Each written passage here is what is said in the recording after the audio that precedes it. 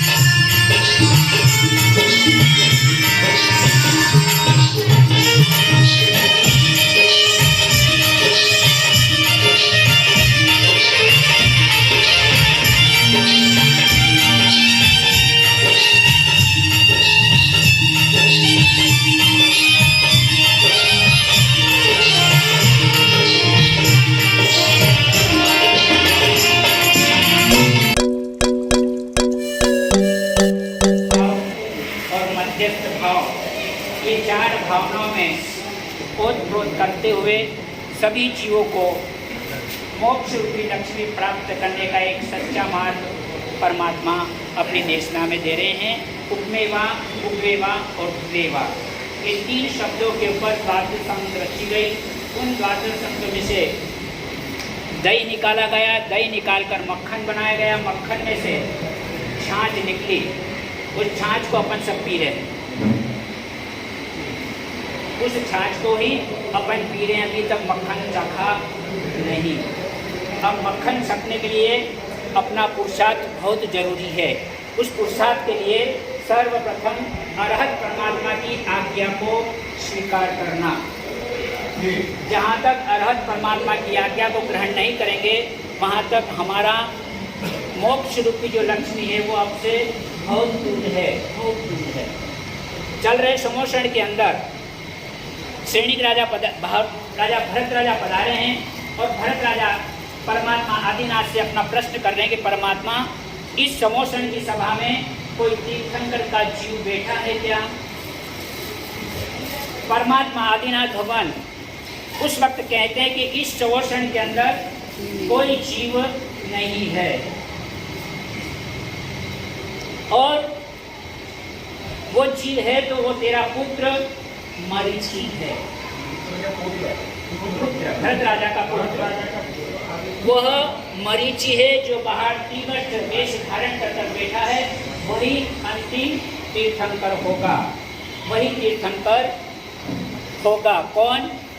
मरीचि। और ये अंतिम तीर्थंकर भगवान महावीर बनकर इस संसार के सभी जीवों को बोध देंगे। उसी प्रकार की श्रृंखला में अब वह जीव 27 भव पूर्ण करके अपनी अंतिम भव की यात्रा प्रारंभ हो चुकी। अपना वह जीव देवलोक से चमन होकर माता देवानंदन की कुख में प्रवेश हो चुका।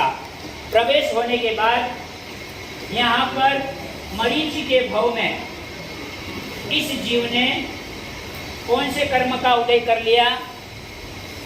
नीच गोत्र का, कौन से कर्म का उदय हुआ?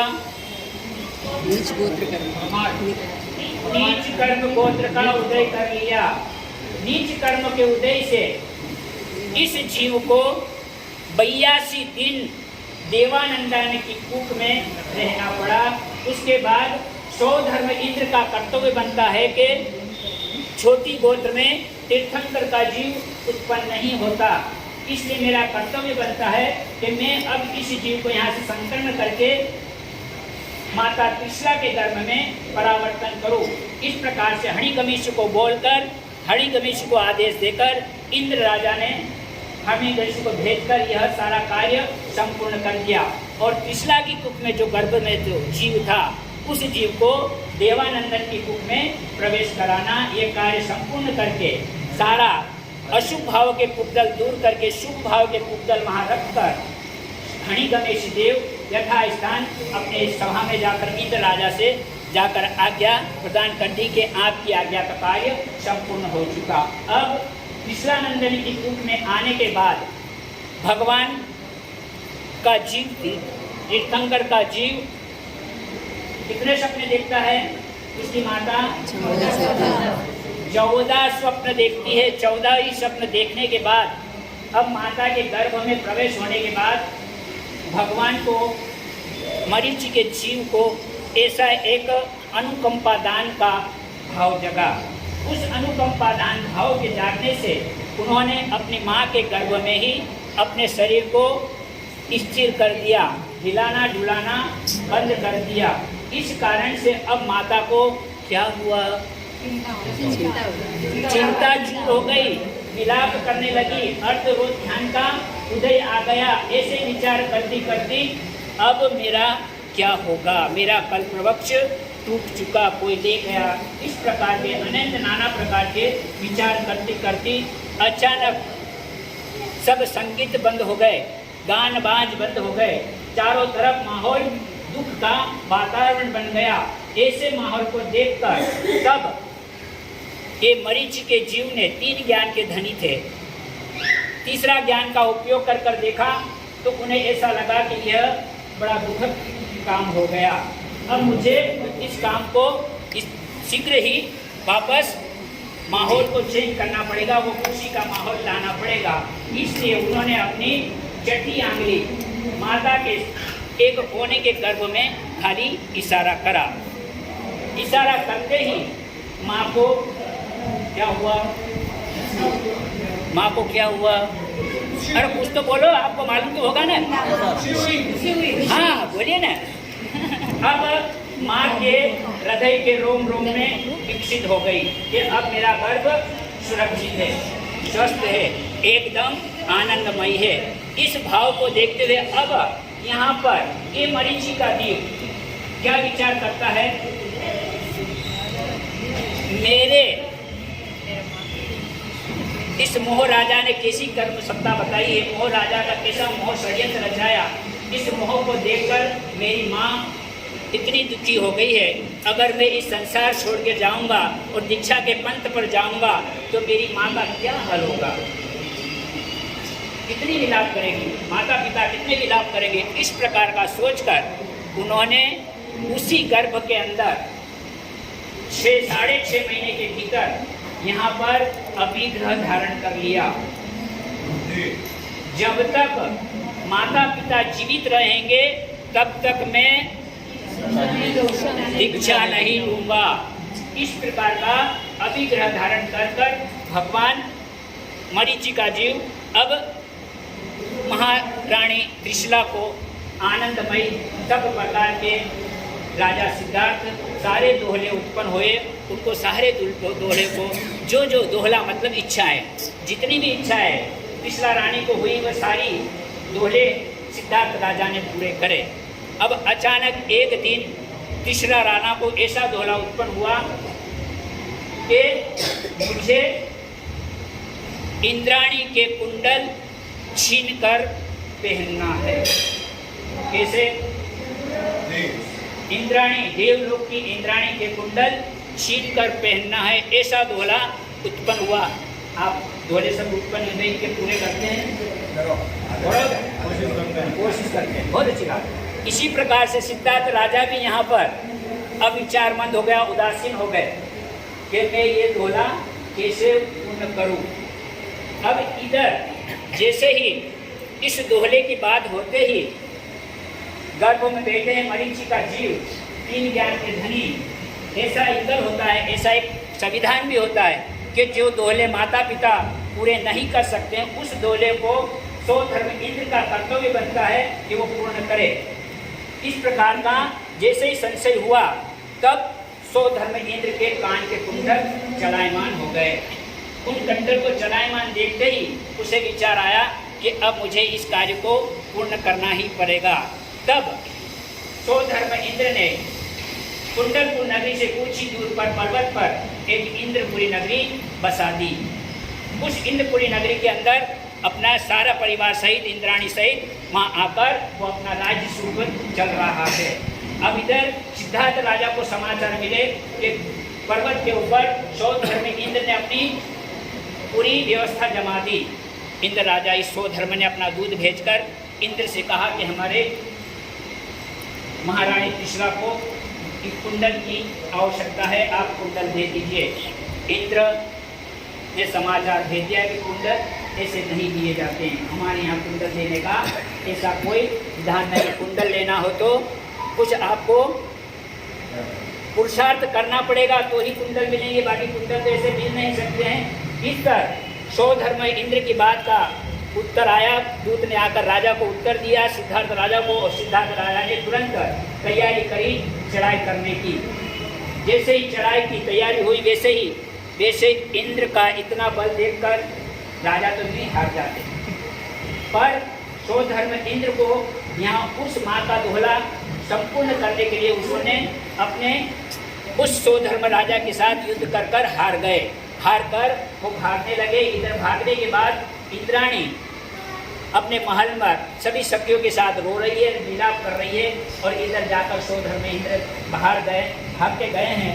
और इधर से 100 धर्म इंद्र सिद्धार्थ राजा जाकर उन कुंडलों को छीनकर माता त्रिशला का दोहला संपूर्ण करते हैं और गोलेंडल देती है। इस प्रकार से अब मैं जैसे ही वाचन करूँगा कि परमात्मा का जन्म हुआ, आप सभी लोग वहाँ से ऐसे चावल नहीं फेंके, आप कोई भी चावल ऐसे नहीं फेंके। चावल से थाली रखी जाएगी। इस चावल से इस ग्रंथ को बनाना है, जिस ग्रंथ के अंदर कुंडली बनी हुई है जन्म की, उस कुंडली के आसपास ही आपको ये अक्षत डालना है।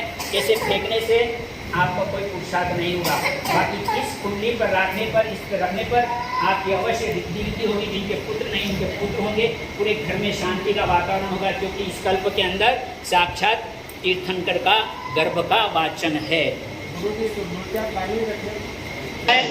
अगर ये वाचन कल सुबह करें तो आप सबकी आज्ञा हो तो मेरी इच्छा है सुबह करें तो घाट बाढ़ से पूरा बरगोड़ा निकले। समझे मेरे बढ़िया।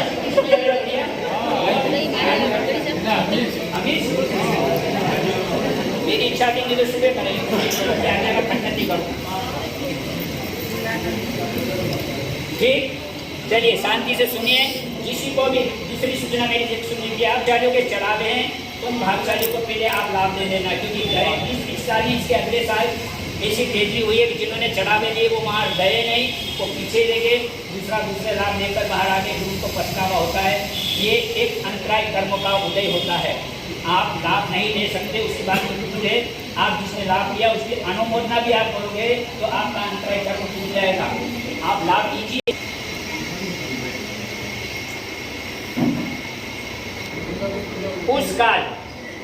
उस समय में श्रवण भगवान महावीर गर्मी का महाचैत्र महीना, उसका दूसरा पछवाड़ा यानी चैत्र शुद्धि 13 के दिन मैं आप सबको इशारा करूंगा खड़ा होने का, उस वक्त आप खड़े हो जाना, बराबर जी। आप शांति से सुनो। चैत्र शुद्धि 13 के दिन 9 महीने 7.5 दिन बीत गए। यहाँ के 9 महीने 7.5 दिन गर्भवास का अधिग्रह, परंतु कम अधिक का पाठ तो होता भी है, इसमें कोई इतराज नहीं। गर्भ में रहने का काल तो 24 तीर्थंकरों का इस प्रकार है। अब मैं 24 तीर्थंकर का समय बता रहा हूँ। श्री ऋषभ देव को 9 महीने और 4 दिन, सुनिए शांति से, गर्भ में रहे। श्री अजितनाथ 8 महीने और 25 दिन रहे। श्री संभवनाथ जी 9 महीने और 6 दिन रहे। श्री अभिनंदन स्वामी जी 8 महीने और 28 दिन रहे। श्री सुमतिनाथ जी 9 महीने और 6 दिन रहे। श्री पद्म प्रभु स्वामी जी 9 महीने और 6 दिन रहे। श्री सुपात्म स्वामी 9 महीने और 6 दिन रहे। श्री चंद्र प्रभु जी 9 महीने और 8 दिन रहे। श्री सुधीनाथ 8 महीने और 26 दिन रहे। श्री शीतलनाथ जी 9 महीने और 6 दिन रहे। श्री श्रेयसनाथ जी 9 महीने और 6 दिन रहे। श्री वासुपूज्य जी 8 महीने और 20 दिन रहे। श्री विमलनाथ जी 8 महीने और 21 दिन रहे। श्री अनंतनाथ जी 9 महीने और 6 दिन रहे।